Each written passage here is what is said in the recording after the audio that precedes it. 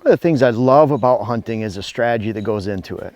And, of course, there's strategy just to see a deer in general. I remember back in 1986 when I shot my first deer, I was just happy to see a deer, let alone get a chance with a bow. And we're standing on a branch and doing crazy things that we wouldn't do nowadays, freezing your toes off, your fingers off. Going forward and progressing, early on, I loved going after a particular buck. It was late 80s. We'd watch the bucks out in the fields and the ag fields, and we'd see these bucks. We didn't even know to call them target bucks at that time. It was just the wide 8-point.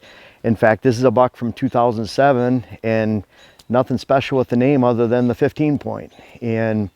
But that kind of chess match, that one-on-one pursuit of going after a target buck, is a huge passion of mine. I love the strategy. I love what goes into that. And often what goes into it, this is a great example, this 15-point, is that we see this buck, get photos of this buck a lot of times a year before, 2 years before. In the case of this one, we'd seen him during the 2006 season. And in fact, I didn't harvest a deer with my bow that year in Wisconsin, and so it was one of the last days in early January to hunt. He ended up coming under me, and I was in the area where I was hoping to see him. Was able to grunt him. He comes under me. I had shooting lanes out to 40 yards in three or four different locations, and he literally was directly under me. It was cold, and I'll admit I was nervous. And so I was shaking pretty bad. My leg was shaking. I remember trying to think, that I was hoping he wouldn't look up because he could see my leg shaking. And sure enough, he was down below me for what seemed like 5 minutes. I couldn't get a shot through the branches. And my leg was shaking bad, and he ended up looking up at me, and I think he heard that shaking. I'll blame it on the cold, but I know I was nervous too. He eventually spooked off. So then I spend the next several months dreaming of this buck and planning for that buck. Hung 2 or 3 stands in that location, and one in particular I hung in early May. We cleared out, and I was dreaming of going into that stand during a cold front the latter part of October and going after this buck.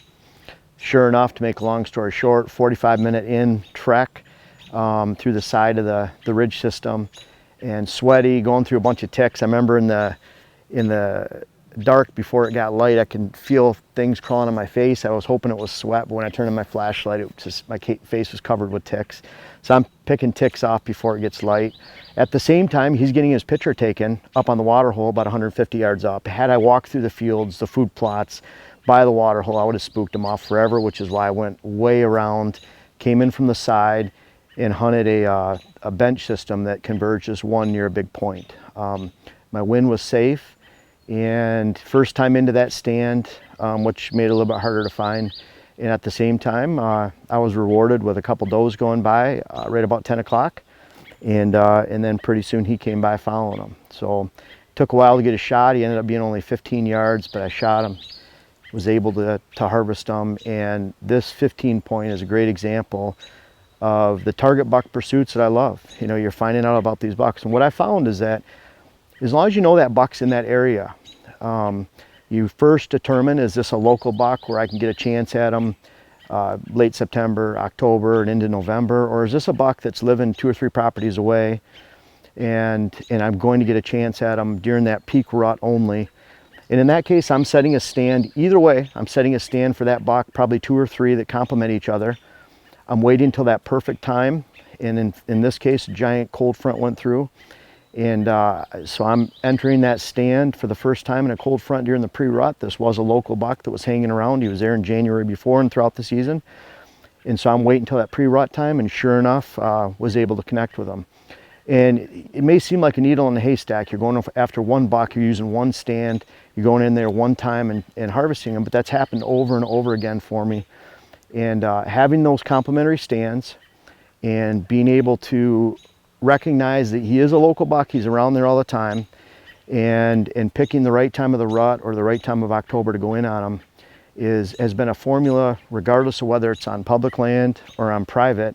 It's the same formula for success on either one.